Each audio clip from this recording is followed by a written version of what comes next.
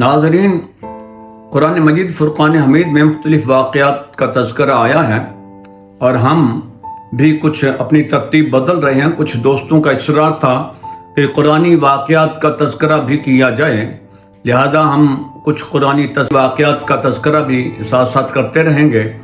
آج ہم تذکرہ کرتے ہیں حضرت لوط علیہ السلام کی قوم۔ آخر کیا وجہ ہے کہ کائنات میں سب سے بدبخت اور بدترین قوم لوط کو قرار پایا گیا؟ اور آج کے ہم اس ویڈیو میں آپ کو یہ بتائیں گے کہ قوم لوط میں آخر ایسی کون سی خرابیاں تھیں، ایسی کون سی برائیاں تھیں کہ قرآن مجید نے بھی ان کو بڑی سختی سے ان کا رد کیا ہے اور ان کو فسادی قوم قرار دیا ہے۔ اور ایسا کون سا گناہ ہے جو صرف قوم لوط میں پایا جاتا تھا اور اس سے پہلے اولاد آدم میں یہ گناہ پایا نہیں جاتا تھا، بلکہ اس کا کسی کے خیال میں بھی نہیں یہ گناہ تھا، نہ کسی کو تصور تھا اس گناہ کا۔ تو اس گناہ کا ایجاد کرنا اور اس کے موجب وہ لوط علیہ السلام کی قوم ہی قرار پائی۔ اور یہ بھی بتائیں گے کہ حضرت لوط علیہ السلام کون تھے، کہاں سے آئے تھے اور یہ اس جگہ پر کیسے پہنچے۔ حضرت لوط علیہ السلام کا اپنا مسکن شہر عراق کا ایک شہر یہیں پہ آپ کی ولادت ہوئی۔ حضرت ابراہیم علیہ السلام کا اصل مسکن بھی یہی شہر تھا۔ تو حضرت ابراہیم علیہ السلام کے سگے بھتیجے تھے حضرت لوط علیہ السلام۔ حضرت لوط علیہ السلام کے والد بچپن میں فوت ہو گئے اور یوں حضرت لوط علیہ السلام حضرت ابراہیم علیہ السلام کے پاس رہے اور انہی نے حضرت ابراہیم علیہ السلام نے ان کی تربیت کی، ان کی پرورش کی اور انہی کی تربیت میں وہ پلے اور بڑھے۔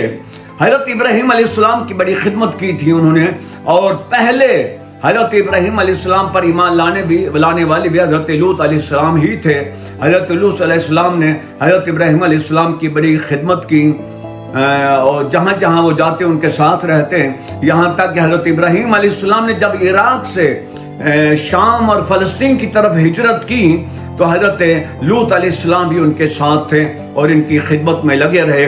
حضرت ابراہیم علیہ السلام نے حضرت لوط علیہ السلام کے لیے دعا کی کہ اے اللہ، لوط نے میری بڑی خدمت کی ہے، تو اس کو نبوت سے نواز دیں۔ اللہ تعالیٰ نے حضرت ابراہیم علیہ السلام کی دعا سے اور ان کی خدمت کے بدلے میں حضرت لوط علیہ السلام کو نبوت سے سرفراز فرمایا۔ حضرت لوط علیہ السلام کو جب نبوت ملی تو حضرت ابراہیم علیہ السلام نے حضرت لوط علیہ السلام کو ارشاد فرمایا کہ قوم سدوم کی طرف چلے جاؤ۔ قوم سدوم اسرائیل اور اردن کے درمیان ایک علاقہ ہے۔ سدوم ایک بہت بڑا شہر تھا اور اس کے ارد گرد بھی 5 بڑی بڑی بستیاں تھیں اور وہ ایک بڑی خاص ترتیب سے وہ بستیاں ترتیب گئی تھیں، ایک ہی منزل تھی سب کی ایک دوسرے کی طرف۔ حضرت لوط علیہ السلام جب اس قوم کی طرف پہنچے تو اس قوم میں کچھ ایسی خصلتیں تھیں کہ حضرت لوط علیہ السلام نے ان کو سمجھایا۔ سب سے بڑا عیب ان میں یہ تھا کہ وہ فسادی تھے اور وہ ہم جنس پرست تھے۔ ہم جنس پرستی کی ابتدا انہوں نے ایسی کی کہ سدوم کی بستیاں بڑی زرخیز تھیں، حضرت لوط علیہ السلام کے جانے سے اور بھی زیادہ زرخیز ہو گئیں۔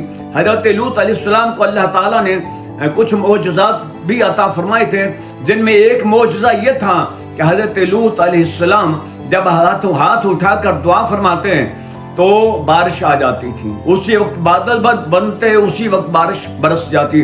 حضرت لوط علیہ السلام اگر کسی پتھر کے اوپر سر اقدس رکھ کے آرام فرماتے تو وہ پتھر موم کا بن جاتا تھا، بلکہ اس سے بھی زیادہ نرم و نازک بن جاتا تھا، اور حضرت لوط علیہ السلام کے سر کا نشان، سر اقدس کا نشان اس پتھر پر نمایاں نظر آتا تھا۔ یہ کچھ معجزات تھے جو حضرت لوط علیہ السلام کو اللہ تعالیٰ نے عطا فرمائے تھے۔ ناظرین، جب حضرت لوط علیہ السلام اس قوم میں پہنچے، ان کو تبلیغ کی، وہ مشرک تھے، شرک کرتے تھے، ان کو شرک سے باز کیا، وہ نہ مانے۔ اچھا، وہ ان میں یہ عادت تھی کہ چونکہ وہ علاقہ بڑا زرخیز تھا، باغات تھے، لہلہاتے کھیت تھے، فصلیں تھیں، غلہ ان کا وافر مقدار میں ان کو ملتا تھا، پھل ان کو وافر مقدار میں مل جایا کرتے تھے، زرخیز زمین تھی، ہر طرف سرسبزہ تھا، ہر طرف لہلہاتے درخت بھی تھے، کھیت بھی تھے، لیکن سب سے بڑی ان کو تکلیف یہ تھی کہ ارد و گرد کے نواحی علاقوں کے جو لوگ تھے، جن کو یہ سہولت میسر نہیں تھی، چراگاہیں نہیں تھی، کھیت نہیں تھے، گھاس نہیں تھا ان کے علاقوں میں، تو وہ وقت بے وقت ان علاقوں میں آتے تھے، صدوم کی بستیوں میں آتے تھے اور وہاں سے غلہ بھی لے کے جاتے، اپنے جانور بھی وہاں پہ لے آتے، ان کو چرایا کرتے تھے۔ تو اہل صدوم کو یہ بات پسند نہیں تھی۔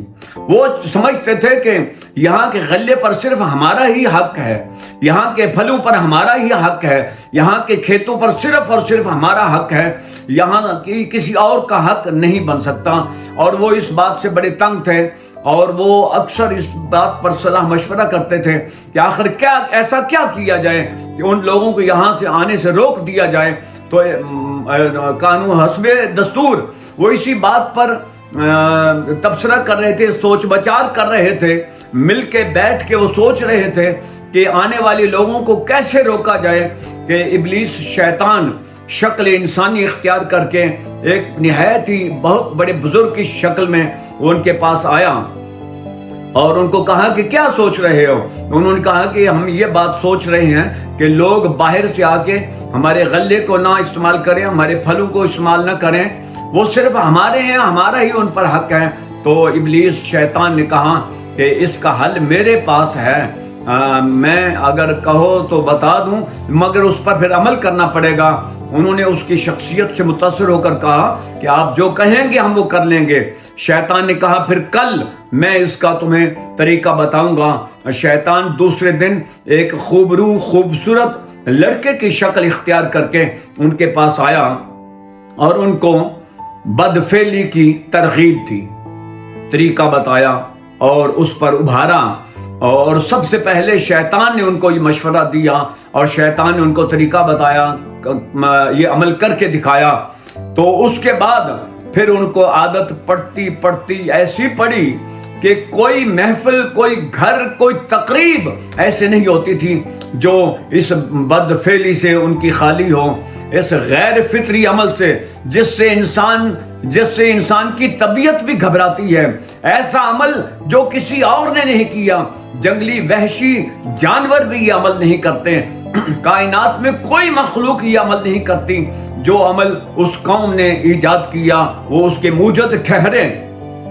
یہاں تک کہ پھر انہیں اپنی عورتوں سے نفرت ہونے لگی اور وہ صرف اور صرف ہم جنس پرستی، ان مردوں سے اپنی شہوت پوری کرتے اور عورتوں سے اپنی شہوتیں پوری کرنے لگیں۔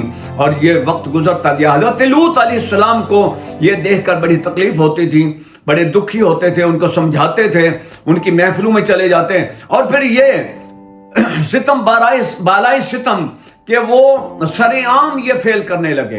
انہوں نے ایک بہت بڑا میلوں پر محیط ایک باغ بنایا، بڑا خوبصورت، اور اس میں وہ بطور خاص آیا کرتے تھے اور ایک دوسرے کے سامنے وہ یہ عمل کیا کرتے تھے۔ تو شیطان نے پھر ان کو یہ بھی کہا کہ اگر تم ان لوگوں سے جان چھڑانا چاہتے ہو تب باہر سے جو بھی یہاں آئیں، غلہ بان آئیں، غلہ لینے کے لیے آئیں، یا کوئی مسافر آ جائے، تو تم اس کے ساتھ یہی عمل کیا کرو۔ جب تم یہ عمل کیا کرو گے تو وہ لوگ یہاں آنا چھوڑ جائیں گے۔ انہیں یہ بات بہت پسند آئی، یہ عمل بھی انہیں بہت پسند آیا، لہذا وہ ایسے ہی کرنے لگے۔ جو بھی باہر سے مسافر آتا اس کے ساتھ وہ بدفعلی کرتے، غیر فطری فعل کرتے۔ تو جو بھی پھر آہستہ آہستہ لوگ آنا کم ہو گئے۔ بہرحال پھر بھی وہ چونکہ راستہ ایسا تھا، وہاں سے تجارتی قافلے بھی گزرتے تھے، وہ تجارتی قافلوں کو لوٹ لیا کرتے، ان کے ساتھ بدفعلیاں کرتے، ان کو کھانے کے لیے کچھ نہ دیتے، پینے کے لیے کچھ نہ دیتے، یہاں تک کہ وہ بھوک سے مر جاتے۔ مرنے کے بعد پھر ان کا لباس بھی اتار لیا کرتے تھے اور ان کو ننگا کر کے، برہنہ کر کے زمین میں دبا دیا کرتے تھے۔ یہ ان کی عادتیں تھیں۔ قرآن مجید نے کچھ اور بھی ان کی عادتوں کا تذکرہ کیا، انہیں فسادی بھی قرار دیا ہے۔ ایک اور بھی ان میں یہ عادت تھی کہ وہ محفل میں بیٹھ کر بڑے زور کے ساتھ اپنی ہوا کو خارج کیا کرتے تھے اور اس کے بعد پھر وہ کہے لگاتے۔ تو اس طرح کی بے شرمی کی، بے حیائی کی عادتیں ان میں پائی جاتی تھیں۔ تو انہوں نے اس پر عمل کرنا شروع کر دیا۔ حضرت لوط علیہ السلام ان کو سمجھاتے رہے، یہاں تک کہ حضرت لوط علیہ السلام جہاں بھی وہ یہ لوگ اکٹھے ہوتے وہاں پہ پہنچ جاتے، تو آخر کار انہوں نے کہا کہ اے لوط، آپ کو پتہ ہے کہ ہم آپ کی بات ماننے والے نہیں ہیں، تو پھر آپ کیوں ہمیں ہر بات پر ہمیں نصیحت کرتے ہو؟ ہم اس عمل سے باز آنے والے نہیں ہیں۔ حضرت لوط علیہ السلام کے بار بار سمجھانے کے باوجود بھی وہ جب باز نہ آئے، حضرت لوط علیہ السلام نے پھر ان کو بتایا کہ اگر تم باز نہیں آؤ گے تو اللہ تعالیٰ کا عذاب تم پر نازل ہو جائے گا۔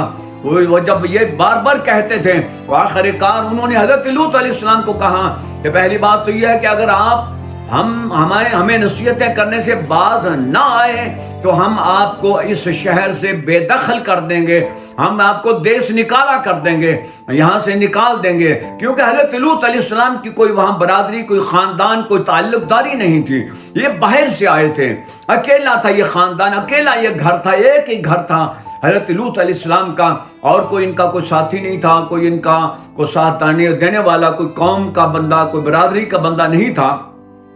لہذا وہ سارے کے سارے حضرت لوط علیہ السلام کے خلاف ہو گئے کہ اگر آپ باز نہ آئے تو ہم آپ کو یہاں سے نکال دیں گے۔ حضرت لوط علیہ السلام پھر بھی ان کو سمجھاتے رہے، عذاب سے ڈراتے رہے، پھر انہوں نے یہ بھی کہہ دیا کہ آپ جس عذاب سے ہمیں ڈراتے ہیں، اپنے رب سے کہو کہ وہ عذاب ہم پر نازل کر ہی دے۔ جب انہوں نے یہ بات کی اور عذاب خود انہوں نے مانگ لیا، تو پھر اللہ تعالیٰ نے حضرت لوط علیہ السلام کو یہ خبر دے دی کہ اب ان پر عذاب آیا چاہتا ہے۔ حضرت جبریل امین علیہ السلام کی قیادت میں 2 اور فرشتے ان کے ساتھ آئے، مقرب فرشتے۔ وہ حضرت لوط علیہ السلام کی بستی میں جب آئے تو کنارے پہ حضرت لوط علیہ السلام کی بیٹی پانی بھر رہی تھی چشمے سے، تو ان فرشتوں نے آ کے حضرت لوط علیہ السلام کی بیٹی سے پوچھا کہ لوط سے ملنا ہے ہم نے، تو انہوں نے کہا کہ آپ یہاں ٹھہرے، میں ابھی آپ کو آ کے بتاتی ہوں۔ وہ بیٹی بھاگتی بھاگتے حضرت لوط علیہ السلام کے پاس آئی اور کہا کہ خوبصورت نوجوان لڑکے، وہ فرشتے خوبصورت لڑکوں کی شکل میں آئے تھے، تو انہوں نے کہا کہ بہت خوبصورت لڑکے آئے ہیں باہر، تو مجھے ڈر اس بات کا ہے کہ اگر وہ بستی میں داخل ہو گئے تو بستی والے ان کو رسوا کر دیں گے، ان ہمارے مہمانوں کو، وہ آپ کے مہمان کہتے ہیں آئے ہیں۔ حضرت لوط علیہ السلام نے جب یہ بات سنی تو بھاگتے ہوئے وہ بھی شہر کے کنارے پر آئے، تو جب دیکھا تو وہ خوبصورت لڑکے وہاں پہ کھڑے تھے۔ حضرت لوط علیہ السلام نے ان کو کہا کہ تم یہاں سے بھاگ جاؤ، یہ لوگ خطرناک ہیں، یہ اچھے لوگ نہیں ہیں، یہ آپ کو ذلیل و رسوا کر دیں گے۔ اور تو انہوں نے کہا کہ اے لوط، ہم تو آپ کے مہمان بن کے آئے ہیں۔ حضرت لوط علیہ السلام نے جب مہمان کا لفظ سنا تو پھر بے بس ہو گئے، انہوں نے کہا ٹھیک ہے پھر آپ آ جاؤ۔ تو چھپتے چھپاتے حضرت لوط علیہ السلام ان فرشتوں کو، ان لڑکوں کو اپنے گھر لے آئے، لیکن پھر بھی انہیں چین نہ آیا، سکون نہ آیا۔ کبھی وہ کہیں ان کو بٹھاتے، کبھی کہیں بٹھاتے، ادھر بیٹھ جاؤ، ادھر بیٹھ جاؤ۔ حضرت لوط علیہ السلام کی بیوی وائلہ اس کا نام تھا، وہ دل سے ان کے ساتھ ملی ہوئی تھی بستی کے لوگوں سے۔ حضرت لوط علیہ السلام کے گھر رہتی تھی، ان کی بیوی ضرور تھی، لیکن ان کی ہمدردیاں، ان کی دلچسپیاں ساری کی ساری ان مردوں کے ساتھ تھیں، ان لوگوں کے ساتھ تھیں، اس بستی کے لوگوں کے ساتھ تھیں۔ تو حضرت لوط علیہ السلام کے گھر جب وہ فرشتے لڑکوں کے صورت میں آئے تو وہ جلدی سے آنکھ بچا کے وہ گھر سے نکلی، تو انہوں نے جا کے حضرت لوط علیہ السلام کی بیوی نے قوم کے لوگوں کو بتایا کہ میں نے ایسے خوبصورت لڑکوں کو دیکھا ہے کہ اس کرۂ ارض پر شاید ہی کوئی اتنے خوبصورت لڑکے ہوں، تو وہ ہمارے گھر میں موجود ہیں۔ لوط علیہ السلام کے گھر میں وہ لڑکے موجود ہیں۔ جب انہوں نے یہ بات سنی تو بہت خوش ہوئے اور وہ ٹولیوں اور گروہوں کے شکل میں حضرت لوط علیہ السلام کے گھر کی طرف آنا شروع ہو گئے۔ شام کا وقت تھا، رات کو انہوں نے حضرت لوط علیہ السلام کے گھر کا محاصرہ کر لیا۔ حضرت لوط علیہ السلام بہت پریشان، ابھی تک ان فرشتوں نے نہیں بتایا تھا کہ ہم کون ہیں، کس لیے آئے ہیں۔ انہوں نے یہی کہا کہ ہم آپ کے مہمان بن کے آئے ہیں۔ حضرت لوط علیہ السلام جب دیکھا کہ قوم ان کے گھر کے باہر محاصرہ کر کے کھڑی ہو گئی ہیں اور کچھ دیواریں چڑھنے کی کوشش کر رہے ہیں، حضرت لوط علیہ السلام نے اپنے دروازے بند کر دیے اور کبھی فرشتوں کو ادھر بٹھاتے ہیں، کبھی ادھر بٹھاتے ہیں۔ حضرت لوط علیہ السلام کی بے بسی، بے چارگی جب فرشتوں نے دیکھی اور ان لوگوں کا عمل بھی دیکھا کہ وہ باہر کس طرح وہ اپنے ضد کر رہے ہیں حضرت لوط علیہ السلام سے گھر آنے کی، اور وہ دیواریں پھلانگنے کی کوشش کر رہے ہیں۔ فرشتوں نے دیکھا کہ حجت پوری ہو گئی ہے۔ فرشتوں کو یہ کہا گیا تھا اللہ تعالیٰ کی طرف سے کہ اپنی آنکھوں سے ان کو دیکھ لینا، ان کے عمل کو، اور حجت بھی پوری کرنا۔ حضرت لوط علیہ السلام نے بار بار ان کو سمجھایا کہ ایسا نہ کرو، میری قوم کی بیٹیاں موجود ہیں جو تمہارے گھروں میں ہیں، تمہاری بیویاں ہیں، وہ تم جا کے ان کے ساتھ اپنی وہ خواہشات کو پوری کرو، اور اپنی نفسانی خواہشات ان کے ساتھ پوری کرو، ان سے ہم بستری کر لو۔ انہوں نے کہا کہ ہمیں تمہاری قوم کی بیٹیوں سے کوئی غرض نہیں ہے، اور آج آپ اس بات کو جانتے ہو، اور آپ جانتے ہو کہ ہم کیا چاہتے ہیں۔ حضرت لوط علیہ السلام کے بار بار سمجھانے کے باوجود بھی جب وہ باز نہ آئے تو پھر فرشتوں نے ان کی بے چارگی اور بے بسی کو جب دیکھا تو حضرت لوط علیہ السلام کو پھر انہوں نے بتا دیا فرشتوں نے کہ ہم تو اللہ کے مقرب فرشتے ہیں، آپ کی طرف بھیجے گئے ہیں، آپ کے رب کی طرف سے ہمیں بھیجا گیا ہے، تو ہم تو اس مقصد کے لیے آئے ہیں، ہم اس قوم کی طرف عذاب لے کر آئے ہیں، آپ بالکل نہ گھبرائیں، یہ ہم تک نہیں پہنچ سکتے، یہ آپ تک نہیں پہنچ سکتے، یہ ہمیں کچھ بھی نہیں کہہ سکتے، آپ بے فکر ہو جائیں۔ اس وقت تک آدھی رات سے زیادہ وقت گزر چکا تھا، تو فرشتوں نے حضرت لوط علیہ السلام سے فرمایا کہ آپ ایسا کرو کہ اپنی اہل خانہ کو لے کر، حضرت لوط علیہ السلام پر صرف ان کی بیٹیاں ایمان لائی تھیں، 2 بیٹیاں حضرت لوط علیہ السلام کی، فقط وہ ان پر ایمان لائی تھی، اس کے علاوہ پوری کی پوری قوم گمراہی پر چل رہی تھی، وہ گندے اور قبیح عمل کرتی تھی، غیر فطری عمل میں مصروف ہو گئی تھی۔ حضرت لوط علیہ السلام کو یہ بتایا گیا کہ آپ اپنے گھر سے نکل جائیں اپنے اہل خانہ کو لے کر، اور پیچھے مڑ کے نہیں دیکھنا یہاں تک کہ آپ ان بستیوں کے سے باہر نکل جائیں۔ اگر کسی نے پیچھے مڑ کے دیکھا تو وہ بھی اللہ کے عذاب میں آ جائے گا، اللہ کے عذاب میں گرفتار ہو جائے گا، لہذا آگے دیکھنا ہے، پیچھے نہیں کوئی بھی دیکھے گا۔ حضرت لوط علیہ السلام نے اپنی بیوی اور 2 بیٹیوں کو ساتھ لیا، اور یہ 4 افراد پر مشتمل یہ لوگ بستیوں سے جب اپنے گھر سے نکلنے لگے تو انہوں نے تو گھر کا محاصرہ کیا ہوا تھا۔ حضرت لوط علیہ السلام نے ان سے کہا فرشتوں سے کہ یہ تو باہر کھڑے ہیں، اگر میں باہر نکلا تو یہ مجھے بھی نقصان پہنچائیں گے، اندر بھی آ جائیں گے۔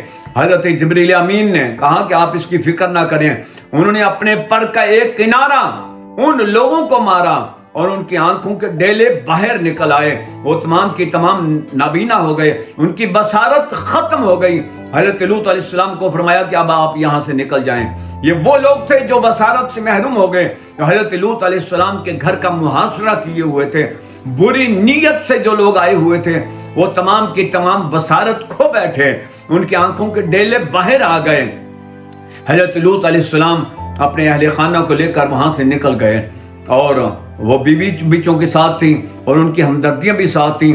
وہ تھوڑی دیر چلنے کے بعد اس نے پیچھے مڑ کے دیکھ لیا، جب پیچھے مڑ کے دیکھا تو قرآن مجید میں آتا ہے کہ اس کو ادھر ہی بت کی صورت میں وہ جامد کر دیا گیا، اس پر عذاب، سب سے پہلے اس پر عذاب آیا، اس کو ادھر ہی بت کی شکل میں، وہ آج بھی وہاں پہ موجود ہے، وہ بت آج بھی وہاں پہ موجود ہے وائلا کا۔ تو حضرت لوط علیہ السلام تو اپنے اہل خانہ کو لے کر نکل گئے، تو جب صبح کی روشنی نمودار ہوئی تو پھر ان پر عذاب نازل ہوا۔ ابتداءً عذاب کس طرح ہوئی کہ حضرت جبریل امین نے اپنے پر سے اس بستی کو کھیڑا، اپنے پر رکھا، اور پھر آسمانوں کی طرف پرواز کر گئے، یہاں تک کہ روایات میں آتا ہے کہ آسمانی مخلوق نے، آسمان میں رہنے والے فرشتوں نے حضرت جبریل امین کے پر جو زمین کا خطہ اٹھایا ہوا تھا، تو وہاں پہ جو مرغ تھے وہ بولتے تھے تو وہ آواز سنتے تھے، کتوں کے بھونکنے کی آواز آسمانی مخلوق سنتی تھی، اتنے اوپر وہ لے گئے، اور وہاں سے پھر انہوں نے اس بستی کو الٹا دیا، وہ الٹے زمین پر پھر وہ بستی آ گئی، اور یوں ساتھ ہی پھر آگ کے وہ انگاروں کی بارش شروع ہوگی، یعنی آگ کے بنے ہوئے پتھر ان پر برسائے گئے، ہر پتھر پر اس کا نام لکھا ہوا تھا جسے وہ آگے لگتا تھا۔ اگر کوئی اہل سمود کا بندہ باہر گیا ہوا تھا، بستی سے باہر وہ جہاں کہیں بھی تھا اس کے نام کا پتھر وہیں پہ پہنچ گیا. یہ وہ چونکہ جو بھی اس عمل بد میں، فعل بد میں جو اس میں حصہ لیتے تھے وہ تمام کے تمام اس میں پکڑے گئے، چاہے وہ کہیں بھی ہوں، چاہے وہ شہر میں ہوں، چاہے وہ شہر سے کہیں باہر گئے ہوں، وہ تمام کے تمام اس عذاب کی گرفت میں آ گئے. صبح نمودار ہوئی تو یہ عذاب شروع ہو گیا اور اشراق کے وقت تک یہ عذاب مکمل ہو چکا تھا. وہ تمام کے تمام نیست و نابود کر دیے گئے. کچھ اہل سمود کے لوگوں کو بتوں کی شکل میں وہاں پہ عبرت کے لیے بنا دیا گیا. وہ آج بھی وہاں پہ وہ بت موجود ہیں اور باقیوں کو تباہ و برباد کر دیا گیا. اور دوسری بات یہ ہے کہ وہ بستی زندگی کے قابل نہ رہی، وہاں زندگی ناپید ہو گئی. اب آج بھی وہ بستیاں ایسی ہیں، اجڑی ہوئی بستی ہیں. وہ بستیاں جو اس وقت موجود دنیا میں سب سے زیادہ خوبصورت سمجھی جاتی تھیں، آج وہ اجڑی ہوئی بستیاں، وہ بنجر زمین بن چکی ہے. اور اس کے ساتھ بحر مردار جس کو کہتے ہیں، ڈیڈ سی، وہ اسی وقت وہ ڈیڈ سی قرار دے دیا گیا. اس سے پہلے وہ پانی صاف اور شفاف تھا. جب ان کی لاشیں اس میں گرے، اس سمندر کے اس ٹکڑے میں، اس خطے میں جو ایک خاص سمندر کا خطہ ہے اور جھیلیں بھی اس کے ساتھ ہیں، وہ تمام کے تمام پانی ناکارہ ہو گئے، وہ استعمال کے قابل نہ رہے. جھیلیں بھی کھارا ہو گئیں، بدبودار ہو گئیں. وہاں انسان کا رہنا بہت مشکل نہیں بلکہ ناممکن ہے. وہاں کوئی جاندار چیز نہیں رہ سکتی. اس پانی میں کوئی مچھلی زندہ نہیں رہ سکتی، کوئی مینڈک زندہ نہیں رہ سکتا، پانی کو کوئی مخلوق وہاں پہ زندہ نہیں رہ سکتی. پانی بدبودار ہو گیا ہے اور قیامت تک وہ بحر مردار کہلاتا رہے گا، ڈیڈ سی کہلاتا رہے گا. بات کرنے کا مقصد یہ ہے ناظرین کہ یہ عمل بد، یہ فعل بد صرف اس وقت کے لیے خاص نہیں تھا، یہ آج بھی دنیا میں رائج ہے. بلکہ بعض ملکوں میں تو اس کو سرکاری سرپرستی حاصل ہے. ہم جنس پرستی کی مردوں کے ساتھ شادیاں کرتے ہیں، عورتیں عورتوں کے ساتھ شادیاں کرتے ہیں. حضرت سلیمان علیہ السلام نے ایک مرتبہ شیطان ابلیس سے پوچھا تھا کہ اللہ کے نزدیک سب سے ناپسندیدہ عمل کون سا ہے؟ تو شیطان ابلیس نے کہا کہ میں نے آج تک یہ کسی کو بات نہیں بتائی، لیکن آپ چونکہ اللہ کے نبی ہیں، میں آپ سے جھوٹ بھی نہیں بول سکتا. اللہ تعالیٰ کے ہاں سب سے ناپسندیدہ جو عمل ہے وہ یہ ہے جو لوط علیہ السلام کی قوم نے اختیار کیا تھا، غیر فطری فعل، ہم جنس پرستی. مردوں سے اپنی نفسانی خواہشات پوری کریں، عورتیں عورتوں سے اپنی نفسانی خواہشات پوری کریں. یہ عمل اللہ تعالیٰ کو سب سے زیادہ ناپسند ہے. نبی پاک صلی اللہ علیہ وسلم نے ارشاد فرمایا، حدیث پاک ہے کہ اللہ اور اللہ کے رسول کی لعنت ہے ایسے لوگوں پر جو ہم جنس پرستی کرتے ہیں، مردوں سے اپنے تعلق بناتے ہیں، عورتیں عورتوں سے اپنے تعلقات بناتی ہیں. تعلقات سے مراد نفسانی خواہشات کا پورا کرنا ہے. اللہ تعالیٰ سے دعا ہے کہ اللہ تعالیٰ اس قسم کے اعمال بد سے اس امت کو محفوظ فرما دیں. آمین ثم آمین یا رب العالمین.